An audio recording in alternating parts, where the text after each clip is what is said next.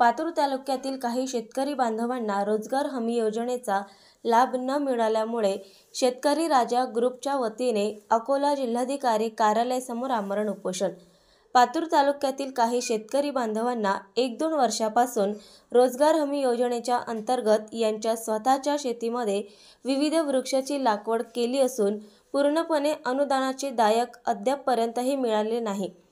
सरकार शेतकऱ्यांना फळबाग व वृक्ष लागवडीसाठी प्रोत्साहित करत असून शेतकरीही त्याला उत्कृष्ट प्रतिसाद देत आहेत, परंतु रोजगार हमी योजनेतून लागवड होत आहे त्याचे देय शेतकऱ्यांना खूप मनस्ताप होत असल्यामुळे शेतकरी राजा ग्रुपच्या वतीने अकोला जिल्हाधिकारी कार्यालयासमोर आमरण उपोषण सुरू केले आहे।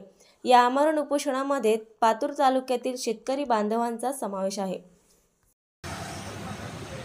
आम्ही पातूर तालुक्यातील शेतकरी चांदणी या गावातील रहिवासी रवी दिगंबर सोनवणे शेतकरी असून गेल्या 1.5-2 वर्षापासून रोजगार हमी योजनेच्या अंतर्गत आम्ही आमच्या शेतामध्ये चंदन या वृक्षाची लागवड केलेली आहे, परंतु 1 ते 2 वर्षापासून आम्हाला त्याचे अनुदान मिळत नाही। असे पातूर तालुक्यामध्ये भरपूर शेतकरी आहेत की त्यांना अद्यापही अनुदानापासून वंचित आहेत। माझ्यासोबत शेतकरी आलेगाव, युरा, अंबाशी, चानी या गावातील रहिवासी शेतकरी आहेत।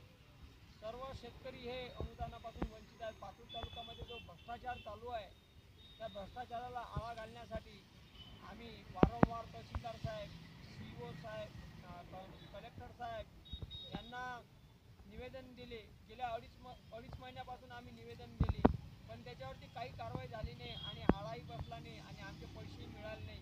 त्यामुळे आम्ही 23/1/2025 पासून जिल्हाधिकारी अकोला इथे उपोषणाला बसलेलो आहोत। आजचा उपोषणाला 3रा दिवस आहे।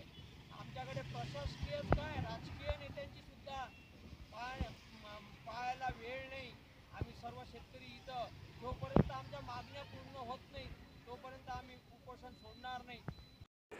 नवीन अपडेट मिळविण्यासाठी चॅनलला लाईक आणि सबस्क्राईब नक्कीच करा।